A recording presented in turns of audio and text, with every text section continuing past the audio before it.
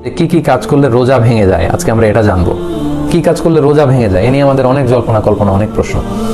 আশা করি আজকের একটি শুনবার মধ্য দিয়ে আপনাদের সংশয় দূর হবে ইনশাআল্লাহ। এক্ষেত্রে আমরা প্রথমেই সিয়ামের সংজ্ঞা উল্লেখ করতে চাই যে সিয়াম কাকে বলে।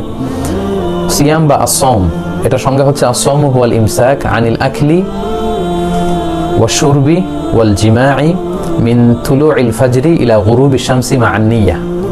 অর্থাৎ খাওয়া অথবা কোনো কিছু পান করা কিংবা স্ত্রী সম্ভোগ করা, এই তিনটা কাজ থেকে বিরত থাকা। কখন থেকে? তুলুউল ফাজর ইলা গুরুবি শামস, ফজর থেকে শুরু করে সানসেট পর্যন্ত। এই লং পিরিয়ড অফ টাইমে কোনো ধরনের পানাহার করা যাবে না, স্ত্রীর সাথে ইন্টিমেসিতে যাওয়া যাবে না। নিয়ত সহকারে এই যে আপনি রিচুয়ালসটা পালন করলেন, এই যে বিধানটা আপনি পালন করলেন, এটার নাম হচ্ছে সওম। তো সওম বা সিয়ামের এই সংজ্ঞা থেকেই, এই ডেফিনেশন থেকেই কিন্তু আমরা বুঝতে পারছি যে আমরা যদি কেউ খাই তাহলে রোজা ভেঙে যাবে, পান করলে রোজা ভেঙে যাবে, স্ত্রী সম্ভোগ করলে রোজা ভেঙে যাবে। এবং সম্মানিত দিনী ভাই এবং বোনেরা, এই তিনটি মানদণ্ডের কাছাকাছি যে জিনিসগুলো আছে এগুলোর কারণে রোজা ভেঙে যাবে।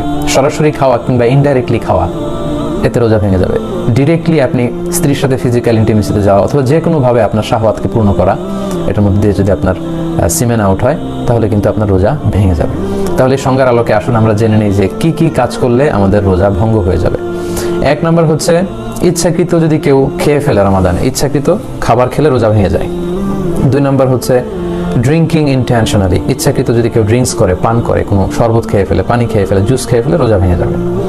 তিন নম্বর হচ্ছে যদি ফিজিক্যাল ইন্টারকোর্স করে দিনের বেলায়, হাজব্যান্ড ওয়াইফ যদি ফিজিক্যাল ইন্টারকোর্স করে তাহলে তাদের রোজা ভেঙে যাবে। এবং এই ইচ্ছাকৃত খাওয়া, পান করা এবং ফিজিক্যাল ইন্টারকোর্স করা এটা খুব ভয়ঙ্কর। এই কারণে আপনার যে রোজাটা ভাঙলো এটা শুধু কাজা করলেই হবে না, কাফারাও করতে হবে। এবং কাফার, একটা রোজার কাজা হচ্ছে একটি রোজা রাখা, আর একটি রোজার কাফারা হচ্ছে 60টি রোজা রাখা।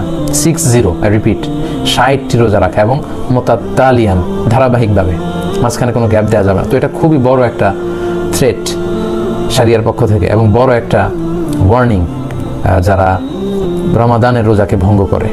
এটা পানাহারের কারণে হোক, স্ত্রী সম্ভোগের কারণে হোক, হাজব্যান্ড ওয়াইফের ফিজিক্যাল ইন্টিমেসির কারণে হোক, এতে যদি রোজা ভঙ্গ হয় শুধু কাজা করলেই হবে না, আপনাকে কাফারাও দিতে হবে। এবং হানাফি এবং মালিকি মাযহাবে এই কাফারা ওয়াজিব হয় দুটি কারণে, পানাহার এবং স্ত্রী সম্ভোগ। অর্থাৎ আপনি যদি দিনের বেলা ইচ্ছা করে খেয়ে ফেলেন কিংবা ফিজিক্যাল ইন্টিমেসিতে যান স্ত্রীর সাথে, তাহলে আপনার কাজাও লাগবে, কাফারাও লাগবে। কিন্তু শাফি এবং হাম্বলি মাযহাবে শুধু স্ত্রী সম্ভোগটাকেই কাফারা ওয়াজিব হওয়ার কারণ হিসেবে উল্লেখ করা হয়েছে। তো আমাদের বাংলাদেশে যেহেতু বেশিরভাগ লোকজনই হচ্ছে বা 90%, মোর দেন 90% হানাফি মাযহাবকে আমরা অনুসরণ করি, তো সেক্ষেত্রে আমরা এটাই সাজেস্ট করবো যে যদি আপনি খেয়ে ফেলেন রমজানে, ইচ্ছাকৃত যদি আপনি মানে খাবার খাওয়ার মধ্য দিয়ে রোজা ভাঙেন কিংবা ফিজিক্যাল ইন্টিমেসির কারণে রোজা ভাঙেন, তাহলে আপনাকে কাজাও করতে হবে, আপনাকে কাফারাও করতে হবে। সেটা খুবই ভয়ঙ্কর। একটি রোজার কাজা হচ্ছে একটি রোজা পরবর্তীতে রাখা এবং একটি রোজার কাফারা হচ্ছে 60টি রোজা রাখা। কিন্তু 60টি রোজা রাখলেও রমাদানের একটি রোজার যে বারাকা বা মাহাত্ম্য সেটা কিন্তু হাসিল হবে না। So be aware of that. এ ব্যাপারে কিন্তু আমাদেরকে সাবধানে থাকতে হবে, কোনোভাবেই আমরা এই পাপ কাজের সাথে যেন জড়িয়ে না যাই। 4 নম্বর হচ্ছে ভমিটিং ইন্টেনশনালি, ইচ্ছা করে যদি কেউ বমি করে তাহলে তার রোজা ভেঙে যাবে।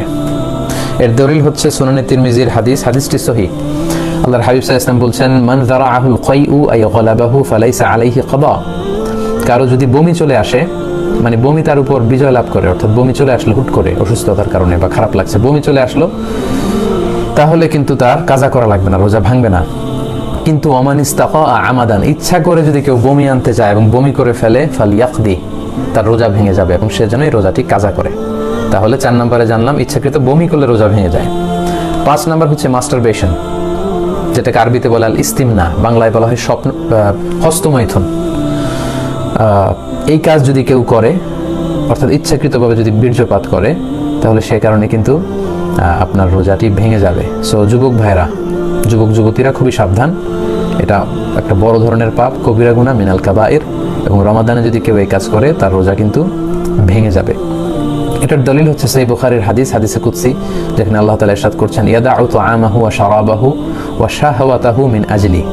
রোজাদার রমজান মাসে আমি আল্লাহর সন্তুষ্টির জন্য খাবারকে বর্জন করে, পান করাকে বর্জন করে এবং তার শাহওয়াতকে বর্জন করে, তার যে ডিজায়ার, তার যে যৌন তাড়না, এটাকে সে অবদমিত করে রাখে, কন্ট্রোল করে রাখে। সো আপনি যদি ইস্তেমনা করেন, অর্থাৎ মাস্টারবেশন করেন, তার মানে এর মাধ্যমে আপনি আপনার শাহওয়াতকে, আপনার খায়েশকে আপনি পূরণ করলেন। সিমেন আউট করার মধ্য দিয়ে আপনি কিন্তু আপনার এই শাহওয়াতকে অর্জন করে ফেললেন, ফলে এই যে সিয়ামের একটা পার্ট হচ্ছে শাহওয়াতকে বর্জন করা, সেটা হয়নি, ফলে এই কারণে আপনার রোজা ভেঙে যাবে। সো খুব সাবধান।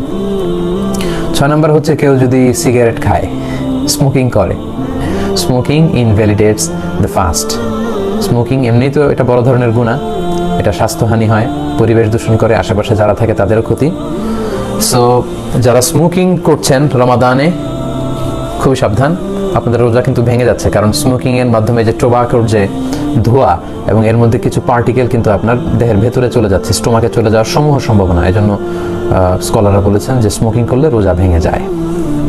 7 নাম্বার হচ্ছে নাকে যদি আপনি কোনো ওষুধ দেন, let's a nose drop, it's very sensitive. I repeat, আমি আবার বলছি, নাকে যদি আপনি কোনো ধরনের ড্রপ ইউজ করেন, কারণ our nose is a gateway to reach to our stomach.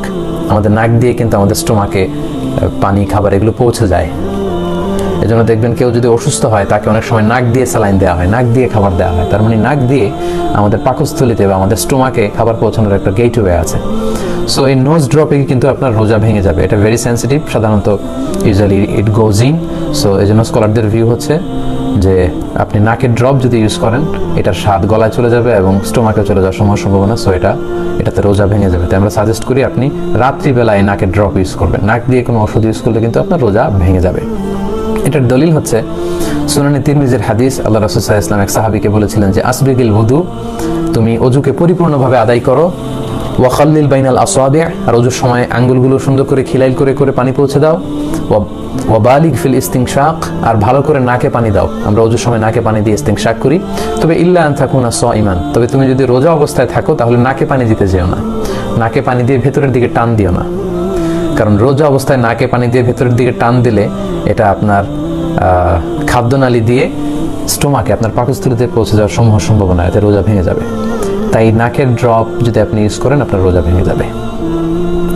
তাহলে সম্মানিত শুধু আমরা এই পয়েন্টটাও ভালো করে আশা করি বুঝতে পারলাম যে আমরা কি কি কাজ করলে আমাদের সিয়াম ভঙ্গ হয়ে যায়।